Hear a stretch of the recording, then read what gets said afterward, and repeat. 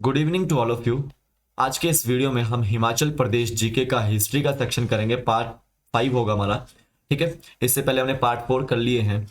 अब यहाँ पे देखिए हिमाचल प्रदेश का इतिहास मैंने आपको सभी को बताया है कि पुराणों, अभिलेखों, शिलालेखों आदि से आपको जो प्राप्त होता है और सिक्कों से भी आपको जो हिमाचल प्रदेश का इतिहास जो प्राप्त होता है।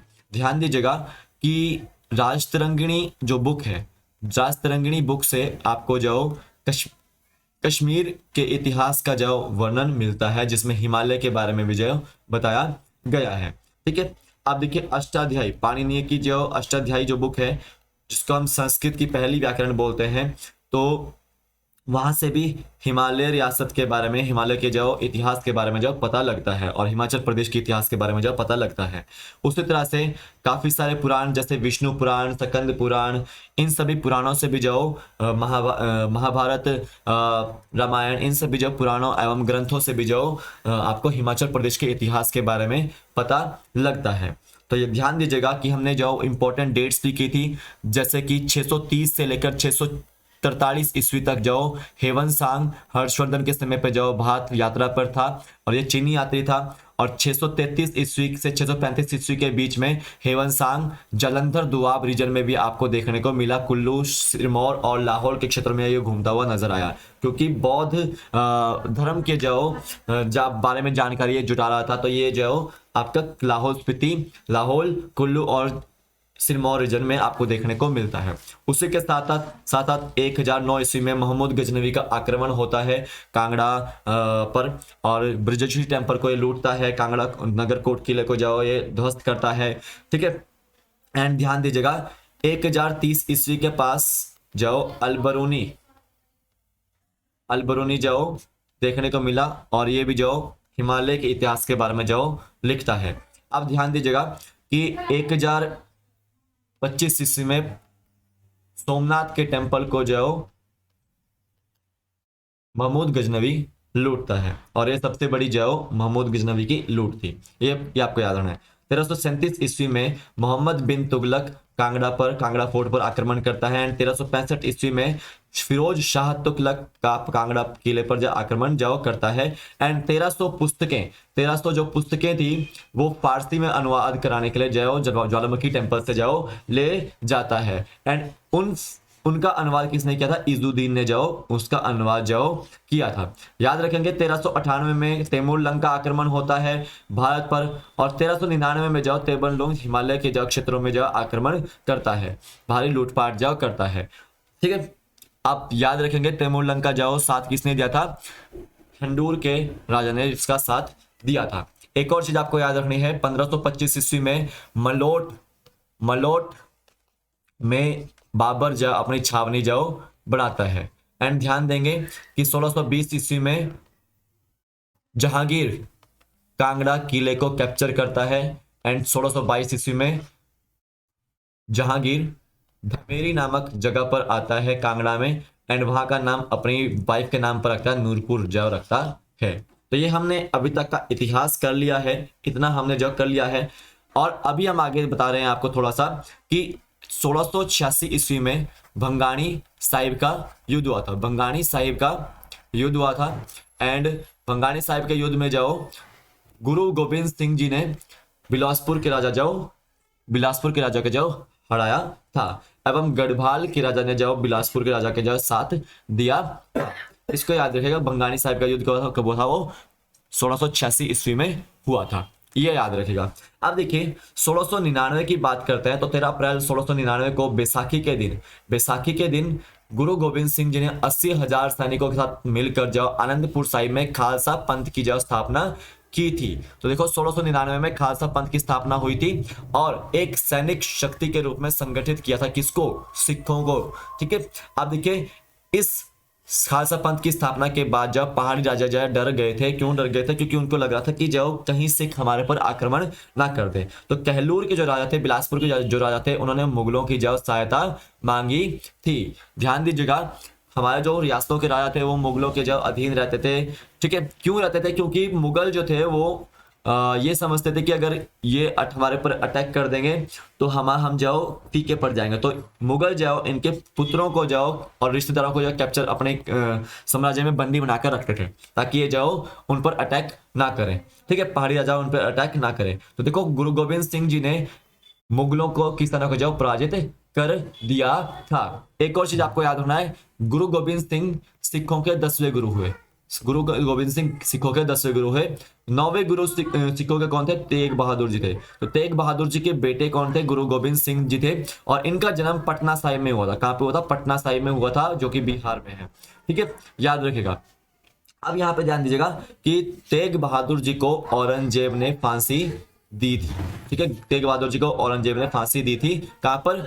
चांदनी चौक में। कहां पर? चांदनी चौक दिल्ली में। ये भी आपको याद रखना है। ठीक है, तो देखिए खालसा पंथ की स्थापना 1699 में गुरु गोविंद सिंह जी ने की थी। अब देखिए यहाँ पे 1703 ईस्वी में पहाड़ी राजाओं और मुगलों ने मिलकर आनंदपुर साहिब को घेर लिया था। तो पहाड़ी राजाओं और मुगलों ने आनंदपुर साहिब को कब घेरा था? 1703 ईस्वी में घेरा था। अब देखिए 1704 ईस्वी में गुरुजी ने आनंदपुर साहिब को छोड़कर नांदेड़ चले गए थे। कहां चले गए थे? वो नांदेड़ जाओ चले गए थे और उन्हें माधो सिंह बैरागी बंदा बहादुर का साथ मिला, जिसे उन्होंने सिख पंथ का नेतृत्व करने और मुगलों से बदला लेने के लिए उत्तर भारत भेजा। तो सिंपल ध्यान दो, बंदा बहादुर का नाम क्या था? माधो सिंह बैरागी था और उसने सिखों की जो सहायता की थी मुगलों से बदला लेने के लिए। अब ध्यान दो, सरहिंद में गुरु गोविंद सिंह जी के बेटों को जाओ शहीद कर दिया गया था। गुरु गोविंद सिंह जी के बेटों को जाओ शहीद जाओ कर दिया गया था। और देखिए गुरुजी की 1708 में नांदेड़ में पठान द्वारा धोखे से हत्या कर दी गई थी। तो 1708 में जाओ गुरु गोविंद सिंह जी की जाओ हत्या कर दी गई थी पठान द्वारा। ठीक है, अब यहाँ पे देखो बंदा बहादुर जिन्होंने जो गुरु जी का साथ दिया था, गुरु गोविंद सिंह जी का साथ दिया था, ने पंजाब के अनेक शहरों को लूटा व पंजाब के मुगल गवर्नर से भयंकर बदला लिया। तो पंजाब के शहरों को किसने लूटा और पंजाब के मुगल गवर्नर से जाओ भयंकर बदला किसने लिया? बंदा बहादुर ने। और बंदा बहादुर 1710 ईस्वी में नाहन पहुंचा, जहां से किरतपुर पहुंचा और कहलूर के राजा भीमचंद को अपना शिकार बनाया। तो बंदा बहादुर ने जाओ किससे शिकार बनाया था? कहलूर के राजा भीमचंद को जो शिकार बनाया था। अब देखिए मंडी के राजा सिद्धसेन और चंबा के राजा ने बंदा बहादुर को कर देना स्वीकार कर लिया। तो देखो कौन सा राजा ऐसा था जिसने बंदा बहादुर को जो स्वीकार कर देना जाओ टैक्स देना स्वीकार किया था? वो आपका राजा सिद्धसेन। कहां के थे वो? मंडी के थे। कहां के थे? मंडी के थे। और चंबा के राजा ने भी जाओ टैक्स देना स्टार्ट कर दिया था बंदा बहादुर को। अब यहां ध्यान दीजिए, मुगल बादशाह फर्रुखशियर ने अब्दुल समद को बंदा बहादुर के से युद्ध करने के लिए भेजा था। तो सिंपल ध्यान दो, अब्दुल समद को बंदा बहादुर से युद्ध करने के लिए किसने भेजा? फर्रुखशियर ने। किसने? फर्रुखशियर ने। अब ये बात हो रही है 1707 के बाद की, क्योंकि 1707 के बाद जो है डेक्लाइन देखने को मिला मुगलों के दरबार में, मुगल डायनेस्टी में। ठीक है, अब ध्यान दो, बंदा बहादुर को 1715 ईस्वी में पकड़ा गया और 1716 ईस्वी में फांसी पर लटकाकर शहीद कर दिया गया। तो 1716 ईस्वी में बंदा बहादुर को जब मार दिया गया था। अब देखो बंदा बहादुर की मृत्यु के बाद जाओ सिख जो आपके थे वो 12 मिसलों में बंट गए थे और इनकी मिसलों के बारे में हम यहाँ पे जानकारी जाओ जुटाने की कोशिश करेंगे। अब ध्यान दीजिएगा यहाँ पे कि बंदा बहादुर की मृत्यु के बाद जाओ सिख कितने मिसलों में बटे? 12 मिसलों में जाओ बटे। ठीक है, 12 मिसलों में संगठित हो गए थे। अब देखो मिसलों के सरदारों में जसा सिंह रामगढ़िया पहला सिख सरदार था, जिसने 1770 ईस्वी में पहाड़ी रियासतों कांगड़ा, नूरपुर और चंबा के राजाओं को अपना करदाता बनाया तथा दातारपुर, जसवा और हरिपुर रियासतों को अपने राज्य में मिलाया था। तो देखो पहला सिख सरदार यहाँ पे बोला गया मिसलों का सरदार कौन था? जस्सा सिंह रामगढ़िया। जस्सा सिंह रामगढ़िया। ठीक है, जस्सा सिंह रामगढ़िया। ठीक है, अब यहाँ पे ध्यान दीजिए, कन्हैया मिसल के सरदार जय सिंह कन्हैया ने 1775 ईस्वी में जस्सा सिंह रामगढ़िया को पराजित कर कांगड़ा के राज्यों पर अधिकार कर लिया। तो सिंपल ध्यान दो, जस्सा सिंह रामगढ़िया को किसने हराया? कन्हैया मिसल के सरदार जय सिंह कन्हैया ने। किसने? जय सिंह कन्हैया ने। कब हराया? 1775 ईस्वी में। 1775 ईस्वी में, ये आपको ध्यान देना है। अब यहाँ पे ध्यान दो, 1781 से 82 में कन्हैया मिशल के सरदार जय सिंह कन्हैया ने की सहायता पाकर संसार चंद ने नगरकोट के किले को घेर लिया। तो सिंपल ध्यान दो, 1781-82 में संसार चंद ने कांगड़ा किले को घेरा था और किसकी सहायता से घेरा था? सरदार जय सिंह कन्हैया की सहायता वहां पे जाओ ली थी। अब देखिए जो अंतिम मुगल किलेदार था वो आपका कौन था? नवाब सैफ अली खान। अंतिम मुगल किलेदार ये था नगरकोट किले का, और ये कहलूर की रानी जो से मदद जो मांगता है। अब देखिए लेकिन 1787 में नवाब सैफ अली खान की जब मृत्यु हो जाती है और उसके पश्चात उसके सैनिकों का आत्मसमर्पण जो होता है और वो किला खाली कर देते हैं। अब देखिए संसार चंद किला जीतकर भी उसका स्वामी नहीं बन सका, ये बात यहाँ पे याद रखना है, वेरी इंपॉर्टेंट है। संसार चंद जब किला जीत चुका था लेकिन वो उसका स्वामी जो नहीं बन पाया। अब देखिए 4 वर्ष तक कांगड़ा किला जय सिंह कन्हैया के पास रहा। तो 4 वर्ष तक किसके पास रहा कांगड़ा किला? जय सिंह कन्हैया के पास रहा। तो पहला आपको यहाँ पे देखने को मिल रहा है कि मुगलों के बाद जो किसके पास कांगड़ा किला आया? पहली बार जय सिंह कन्हैया के पास आया। किसके पास? जय सिंह कन्हैया के पास आया। अब देखिए संसार चंद ने सुकर चकिया मिशल के महासिंह और रामगढ़िया मिशल के जस्ता सिंह के साथ मिलकर बटाला में जय सिंह कन्हैया को हराया। तो देखो जय सिंह कन्हैया ने जिसने साथ दिया था पहले, ठीक है, और कांगड़ा को घेरने के लिए, नौगरकोट के किले को जाओ कैप्चर करने के लिए, उसी जय सिंह को जाओ संसार चंद जाओ महासिंह के साथ मिलकर और रामगढ़िया मिशल के जस्ता सिंह से मिलकर जाओ उस जय सिंह को हराते हैं और वहां से कांगड़ा कैप्चर करते हैं। अब देखो जय सिंह कन्हैया ने 1786 ईस्वी में कांगड़ा किला संसार चंद को सौंप दिया। तो 1786 ईस्वी में संसार चंद के पास कांगड़ा किला आ जाता है, ये आपको ध्यान देना है। अब देखिए संसार चंद ने कहलूर बिलासपुर पर आक्रमण के पश्चात कहलूर के राजा महानचंद को गोरखा कमांडर अमित सिंह थापा को 1804 में सहायता के लिए बुलाया। सिंपल ध्यान दो, संसार चंद जब कहलूर बिलासपुर पर आक्रमण करता है, ठीक है, कहलूर के राजा ने जाओ क्या किया कि जो गोरखा कमांडर था नेपाल, जो लूटपाट करे थे आपके हिमालय क्षेत्रों में, गढ़वाल क्षेत्रों में, उसको आमंत्रित किया अमर सिंह थापा को और 1804 में जाओ उसको सहायता के लिए बुलाया। अब देखिए अमर सिंह थापा ने 1806 में महल मौर्य में संसार चंद को हराया। तो महल मौर्य का युद्ध कब हुआ? 1806 ईस्वी में हुआ, जिसमें संसार चंद को जाओ अमर सिंह थापा ने हराया था। और देखिए संसार चंद ने जब भागकर जब कहां शरण ली? कांगड़ा किले में शरण ली थी। अब देखिए संसार चंद ने रणजीत सिंह से सहायता मांगी। किससे मांगी? रणजीत सिंह, जो आपके सिखों के जो राजा थे, एक तरह से पंजाब प्रांत के पेशावर के रहने वाले थे। सिंपल ध्यान दो, संसार चंद ने रणजीत सिंह से राजा रणजीत सिंह से सहायता मांगी थी। और ध्यान देंगे राजा रणजीत सिंह और संसार चंद के बीच में ज्वालामुखी संधि होती। कब होती है ज्वालामुखी संधि? 1809 ईस्वी में, ठीक है, जिसके अनुसार गोरखों को हराने के बदले संसार चंद महाराजा रणजीत सिंह को कांगड़ा किला और 66 गांव देगा। कितने गांव दिए थे उसने? 66 गांव दिए थे। और कांगड़ा किला भी जो संसार चंद ने रणजीत सिंह को दिया था। अब देखो महाराजा रणजीत सिंह जो अमर सिंह थापा को हरा देते हैं और देखो संसार चंद ने कांगड़ा किला और 66 गांव रणजीत सिंह को सौंप दिए। अब ध्यान दीजिएगा कि महाराजा रणजीत सिंह ने देसा सिंह मजीठिया को कांगड़ा किले का पहला सिख किलेदार व पहाड़ी रियासतों का गवर्नर बनाया। तो देसा सिंह मजीठिया, ये क्वेश्चन आता है बहुत बार, कौन था? तो देसा सिंह मजीठिया जो था उसे रणजीत सिंह ने जो अपॉइंट किया था कांगड़ा किले का जब पहला सिख किलेदार और पहाड़ी रियासतों का गवर्नर बनाया था उसको, ठीक है, याद रखिएगा। रणजीत सिंह ने ज्वालामुखी मंदिर में धार्मिक अनुष्ठान किया। वह सोने का जो छत्र है, एक वहां पे अकबर का समय का भी है सोने का छत्र, और एक आपका जो रणजीत सिंह के समय का भी जो सोने का छत्र वहां पे देखने को मिलता है। और संसार चंद की मृत्यु कब होती है? 1823 ईस्वी में संसार चंद की जब मृत्यु हो जाती है, ठीक है, ये आपको ध्यान देना है। अब यहाँ पे ध्यान दो, संसार चंद की मृत्यु होती है 1823 में। उसके बाद जाओ देखिए संसार चंद की मृत्यु के बाद 1823 ईस्वी में 1 लाख नजराना रणजीत सिंह को देखकर अनिरुद्ध चंद गद्दी पर बैठा। तो कौन बैठा संसार चंद के बाद? अनिरुद्ध जो चंद गद्दी पर जब बैठता है कांगड़ा किले की।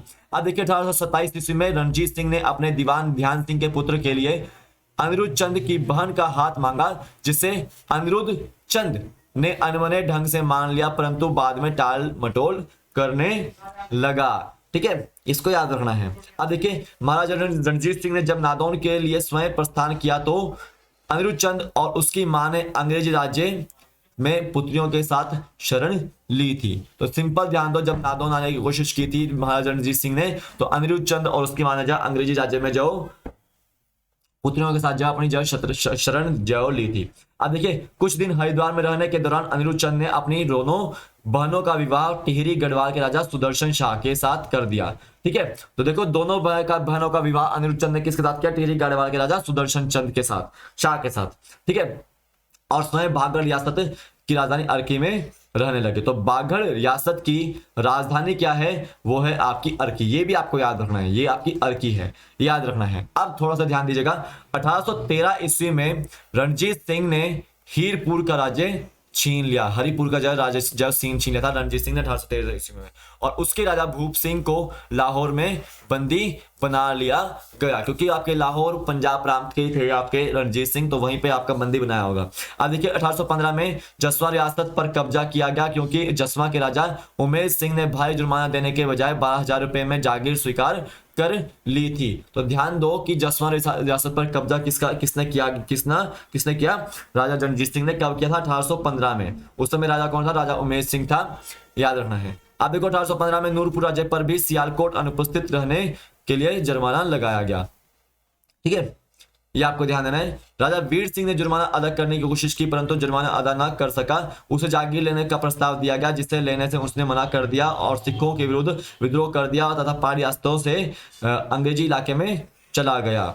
अब ध्यान दो, नूरपुर पर रणजीत सिंह का कब्जा हो गया। तो नूरपुर पर जाओ रणजीत सिंह का जो कब्जा होने लग गया था। ठीक है, आप ध्यान दीजिएगा कि वीर सिंह ने 1826 ईस्वी में वीर सिंह को जो 1826 ईस्वी में गिरफ्तार कर अमृतसर भेज दिया गया। तो वीर सिंह को जो कहां भेजेगा? गिरफ्तार करके अमृतसर। देखो जहां से 7 वर्ष बाद चंबा के राजा ने जुर्माना भर उसके जो छुड़वाया। सिखों ने 1825 ईस्वी में कुटलेहड़ पर कब्जा कर लिया। तो 1825 ईस्वी पे जब कुटलेहड़ पर कब्जा किसका था? सिखों का था। अब देखिए 1818 ईस्वी में दत्तारपुर के राजा की मृत्यु पर सिखों ने दत्तारपुर पर कब्जा कर लिया। बदले में उसके उत्तराधिकारियों को होशियारपुर में जागीर दी गई। सिब्बा राज्य पर 1809 ईस्वी में रणजीत सिंह का कब्जा हो गया था। तो 1809 में रणजीत सिंह का कब्जा जो सिब्बा राज्य पर भी जो हो गया था, जिसकी स्थापना शिवरंजन चंद ने की थी। अब ध्यान देंगे थोड़ी सी डेट्स हैं यहाँ पे, आपको थोड़ा यहाँ पे ध्यान देना पड़ेगा बिल्कुल। एंड टेलीग्राम पे जो कोशिश करूंगा कि पीडीएफ आपको डाल दूं, तो टेलीग्राम को आप ज्वाइन कर लीजिए।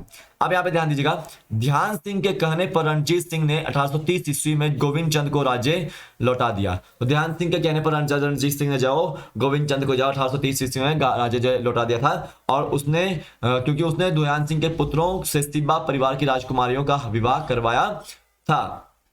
अब देखो मंडी रियासत 50,000 रुपए से 1 लाख रुपए सालाना कर रणजीत सिंह को देती थी। तो मंडी रियासत जाओ कर देती थी किसको? रणजीत सिंह को।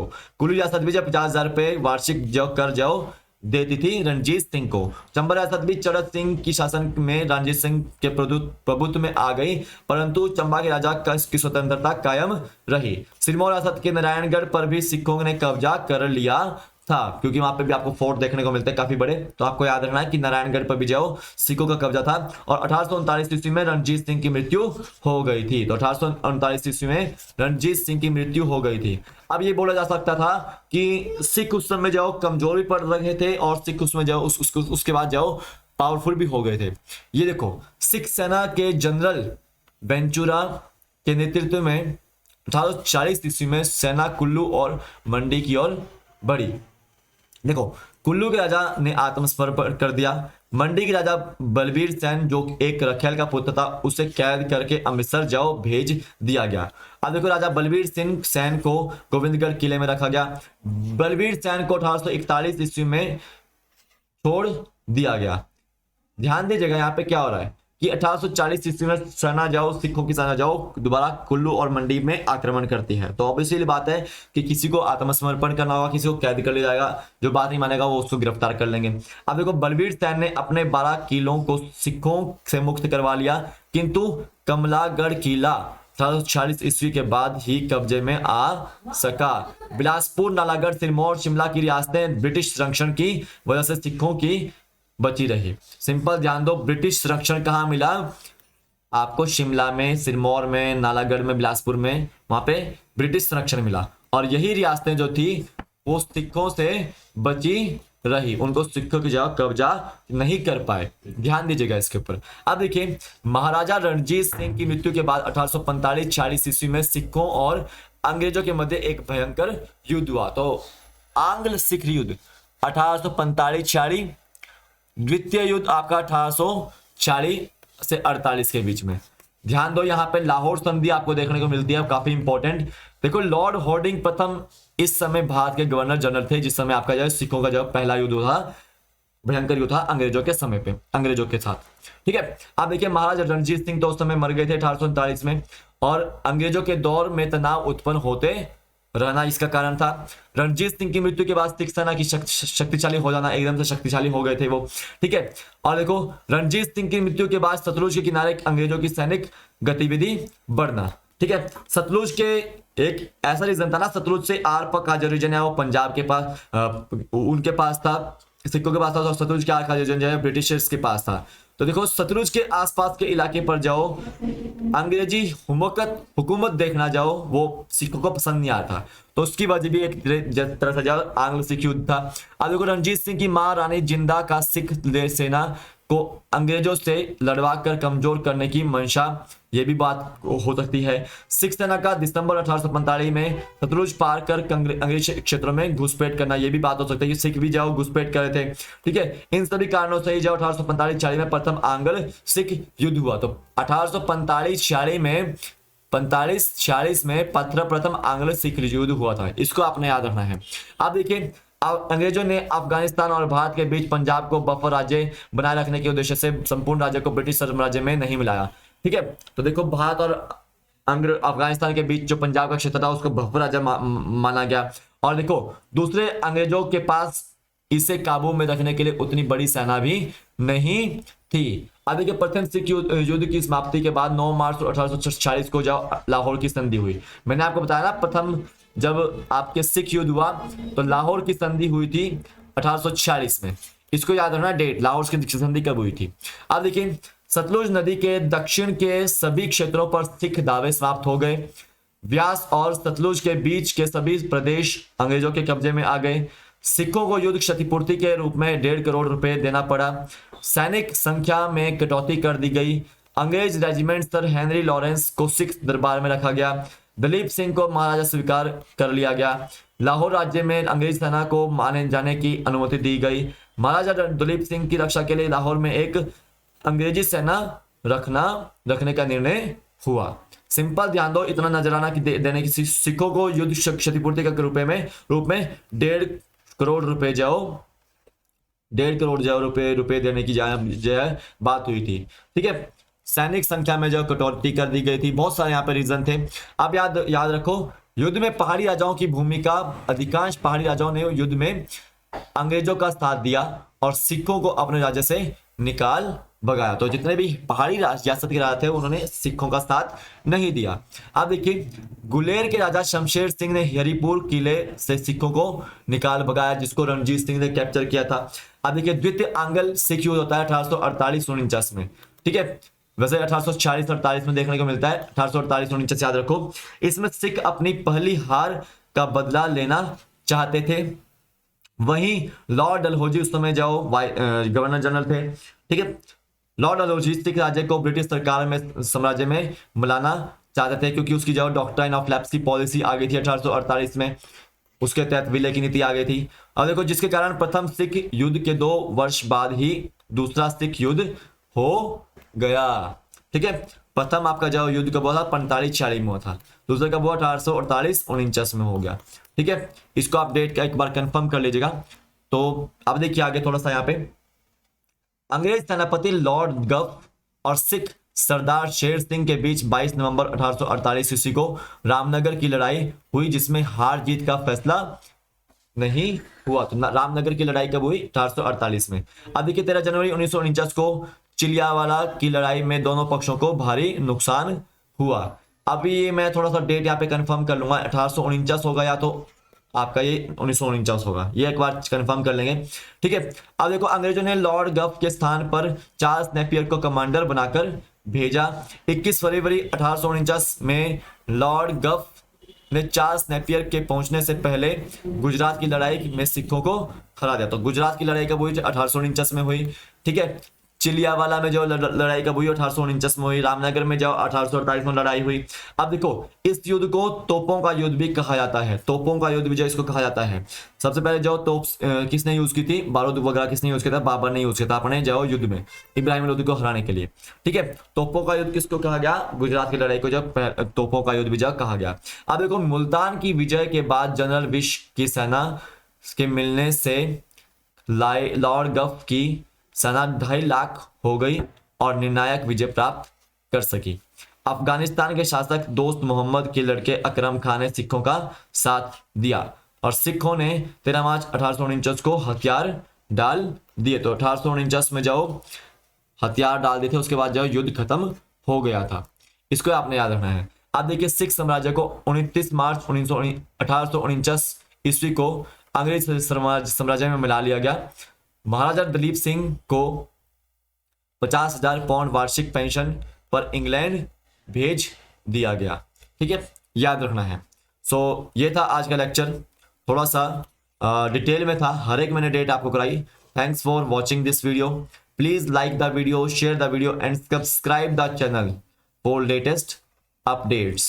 सो आज के वीडियो में बस इतना ही है। HPAS एग्जाम के लिए जो तैयारी कर रहे हैं या HP पब्लिक सर्विस कमीशन के लिए जो तैयारी कर रहे हैं या फिर HPSI के लिए जो तैयारी कर रहे हैं, तो प्लीज़ इन वीडियो को जो शेयर करें, प्लीज़ लाइक कीजिएगा वीडियो को, और कहीं ना कहीं जो आप अपने यार दोस्तों के साथ इसको शेयर कर सकते हैं। डिटेल वाइज करा रहा हूँ आपको। आज के वीडियो बस इतना ही है। कल फिर मिलता हूँ एक नए वीडियो के साथ। तब तक के लिए जय हिंद, जय भारत।